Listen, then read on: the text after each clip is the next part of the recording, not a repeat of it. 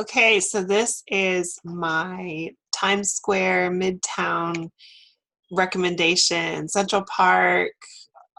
This is a really big area and there's so much to see. So if you are planning a trip to New York and Manhattan, make sure that you kind of look at all of the different things that you want to do and want to see because it really is huge and something hard to feel like you can see it all because it's just so huge you can't. Um, what I recommend doing is one of the first nights that you're there, go ahead and take the subway to Times Square and get off the subway station and come out and just see the huge buildings. When I was talking to my friend about New York, I mentioned that when I travel, I like to try to look like a local. I don't want to stand out as a tourist. But when am coming to New York City for the very first time, I don't care. I'm going to go ahead and stand out as a tourist because it's just so much to take in. All the huge buildings, all the big lights, all the interesting people. So just be prepared for, I don't know, information overload, sensory overload when you're in the Times Square and Midtown area. There are also a couple of places that you can just kind of sneak into and take a breath and get away from the people. And I'm going to give you those tips as well, because as a musician, if you like music, you'll really like these little tips that I have. All right, so I'm going to start at Rockefeller Center. And in the Rockefeller Center area, you can spend a large amount of time in this plaza. There is studio tours that you can take where you can kind of go behind the scenes and see how they film different shows at the NBC studios. I recommend the art and architecture tour that we took in the Rockefeller Center. So we bought a pass where you could do a tour and a viewing of New York at the top of the rock, which is an observation deck that you can look out and see the Empire State Building. I'm not sure if the Empire State Building is listed on this map here, but the Empire State Building is south of Top of the Rock. And you can see the Empire State Building as well as a lot of huge buildings. You can all see all the way down to in the World Trade Center area where the Tower 1 is. You can see that building. So there is just a lot to see around the Rockefeller Center, and I suggest doing those tours. We learned a lot about the architecture of and the history of the Rockefellers, and the interesting beliefs that they have. I suggest checking it out and maybe reading a little bit before you go to New York as well, just to kind of see how their family worked and how their beliefs influence the buildings of this area. Some of the other things to definitely check out in this area, there is the church, St. Patrick's Cathedral. Where is it? St. Patrick's Cathedral is right by, here we go. I'm going to go ahead and keep it zoomed in a little bit. St. Patrick's Cathedral, Radio City Music Hall, of course, the Rockefeller Center, all of the different tours in the plaza. There are lots of shops that I suggest going in. I think the M&M, I saw the M&M one somewhere by here. There's the Nintendo store that's got some fun displays inside it. There is the Lego store. So if you have kids, I definitely suggest going to this area and spending quite a lot of time in the Rockefeller Center so you can see everything. Now, I also suggest if you're interested in tickets to one of the tapings of like Jimmy Fallon, Late Night with Jimmy Fallon, or the Tonight Show with Jimmy Fallon, or Late Night with Jimmy Kimmel, you can do a standby, and on Twitter, you just follow their ticket Twitter feed, and it'll tell you if you can do a standby on that day. or you can also request tickets like a month in advance. So that information's on their website. Here's the Nintendo store. One of the tips that we got on our tour that I want to tell you about is Christie's New York is the auction house that has amazing artwork and artifacts, and you can go in there for free. I wouldn't have even tried if I didn't know, but the tour guide on our art and architecture tour, he said, go in there, go into Christie's if they're open, walk around, see what they have on display, maybe even watch an auction if one's going on. It's all free to do. They also have like free coffee and water in the lobby. So it's definitely something to check out. There is, of course, lots of stores. Now the Rockefeller Center is not Times Square, but you can walk to Times Square from the Rockefeller Center. I mean, this is considered Midtown, and there's so much. Something else that's really close to the Rockefeller Center is Saks Fifth Avenue and Macy's. Okay, so along here on Fifth Avenue, so you have a lot of really fancy shops that you can go into and kind of check out, so it's fun. Now let's see where Times Square is. Here's Ellen's Stardust Diner. Okay, Times Square is going to be right in this area over here. If you get off, what's this metro station? There is actually a Times Square metro station that you can, or just here. All of these areas, I mean, it's really easy to walk, and there's just so much. So it can be overwhelming, but definitely come by at night.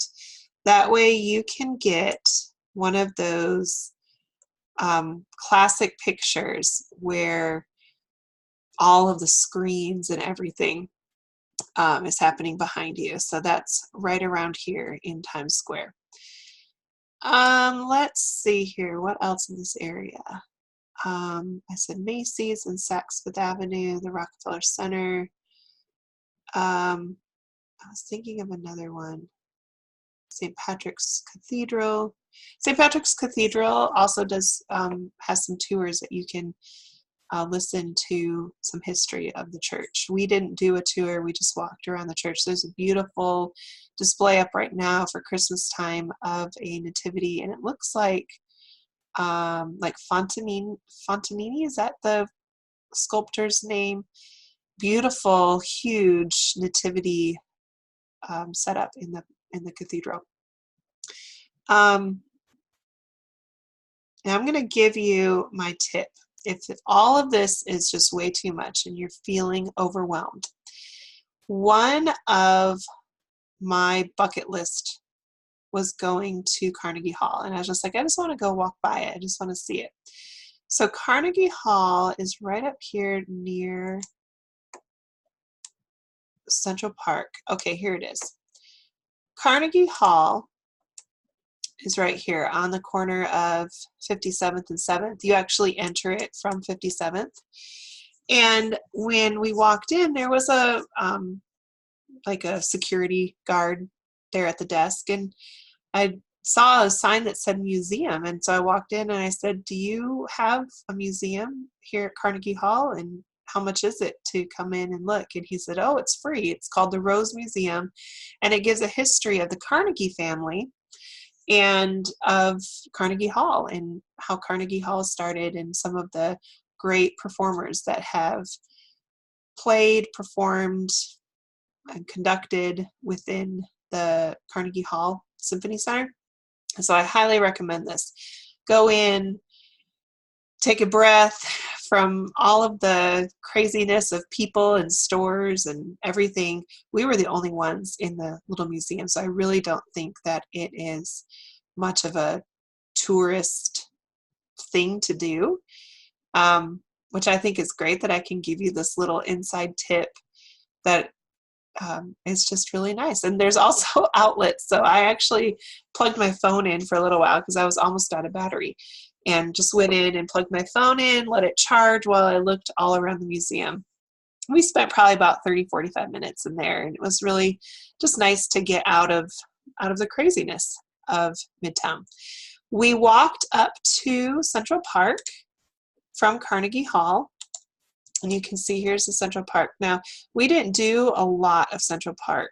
It's just huge, but there are horse-drawn carriages and tours that you can take around Central Park. There's a Central Park Zoo. And I've heard that a lot of people will run into famous people within Central Park. So if you're going to try to bump into someone famous, you might have a good possibility of doing that within Central Park. Over at Columbus Circle, I'm going to circle this one as well. Here's Columbus Circle. Right here is Jazz at Lincoln Center, and this is the other really nice tip that I have.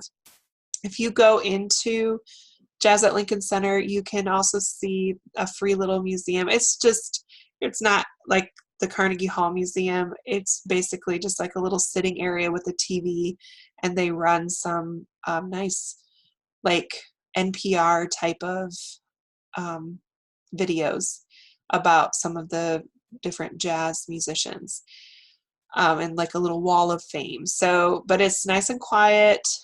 There is a large shopping mall within this area, and there's also a lounge in the evenings that you can pay a cover charge and go listen to some good jazz at night. I'm going to talk about jazz in Greenwich Village on another video, because we went to 2 different jazz clubs in Greenwich Village. But I recommend this area, and there's one other place that we went at this time when we were around Times Square in Midtown, and that is Gray's Papaya. I believe it is not far from Columbus Circle. Let me look up Gray's Papaya. I don't know if it was Broadway or was it this one? Maybe we got on the metro station. I don't